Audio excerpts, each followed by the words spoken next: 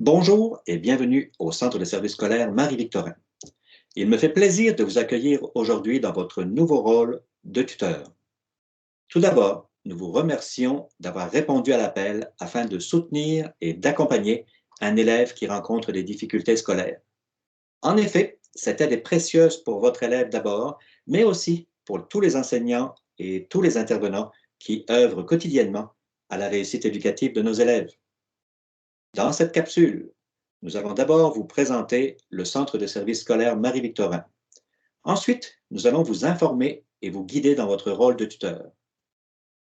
Enfin, nous traiterons des conditions essentielles pour bien jouer votre rôle de tuteur, de votre collaboration avec les enseignants et avec les parents. Et pour terminer, nous regarderons ensemble comment bien soutenir votre élève et comment bien vous préparer aux rencontres avec lui. Je laisse maintenant la parole à Nathalie pour vous présenter notre centre de services scolaires Marie-Victorin.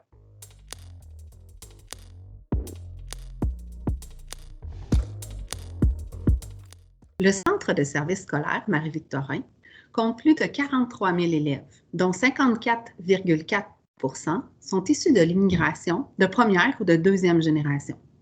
35,5 de nos élèves n'ont pas le français comme langue maternelle. Ils sont répartis dans 51 écoles primaires, 9 écoles secondaires et 6 écoles spécialisées.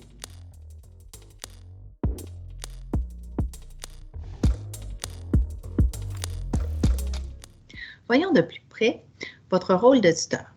Celui-ci est d'offrir un encadrement personnalisé à votre élève en créant une relation significative avec lui. Ce lien est primordial dans la relation d'apprentissage. C'est en lui apportant l'aide nécessaire sur le plan personnel, pédagogique et social à l'extérieur des heures de classe que vous y parviendrez. Vous favoriserez ainsi sa motivation et son engagement scolaire. Votre rôle est complémentaire à celui du personnel enseignant qui, lui, côtoie l'élève au quotidien. Je laisse maintenant mon collègue Michel vous parler des conditions essentielles à mettre en place dans le cadre du tutorat.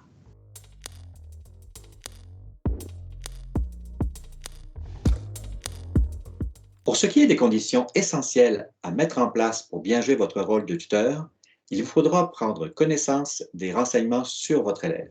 Par exemple, son âge, son niveau scolaire, la langue parlée à la maison, son assiduité en classe et, par exemple, son aisance à utiliser les technologies.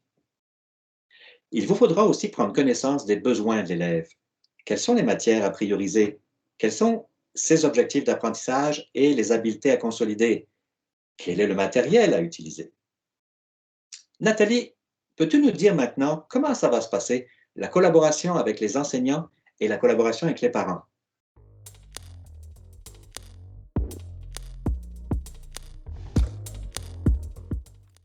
La collaboration avec l'enseignant est un élément essentiel. Il importe donc de convenir avec celui-ci des modalités de communication pour le suivi de l'élève. Vous pourrez également convenir des contenus, des stratégies et des habiletés à consolider. Il est primordial de vous entendre sur les modalités et sur la fréquence de suivi attendue par l'enseignant. Informez-le rapidement si certaines situations méritent une attention particulière, exemple, des absences, une confidence qui demande du soutien ou un enjeu lié à la motivation de l'élève.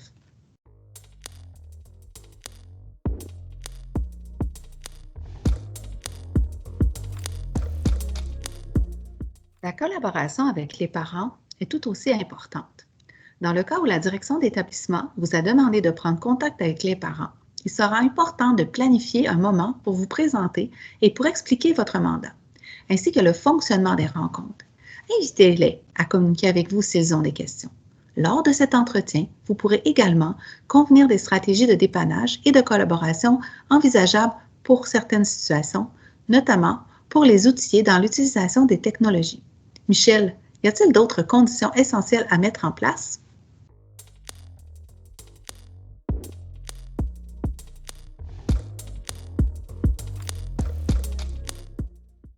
Voici maintenant quelques conseils pour bien soutenir votre élève.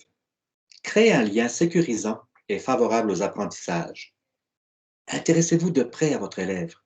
Souvenez-vous que tous les élèves ont le potentiel d'apprendre. Soyez disponible, patient et bienveillant envers lui. Et finalement, par votre stabilité, Construisez avec lui une relation signifiante.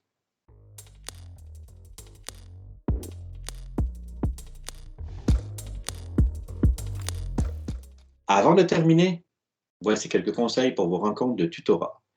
Vérifiez l'heure et les modalités de communication avec votre élève. Pour chaque rencontre, vous allez devoir vous préparer. Soyez prêt pour les matières et les contenus que vous avez planifiés. Soyez ponctuel au rendez-vous, fidèle à vos engagements et constant dans vos façons de faire. Il est maintenant temps de terminer cette capsule. Nous vous souhaitons un tutorat bénéfique pour votre élève et une expérience enrichissante pour vous-même. Merci de venir soutenir nos élèves au Centre de services scolaires Marie-Victorin.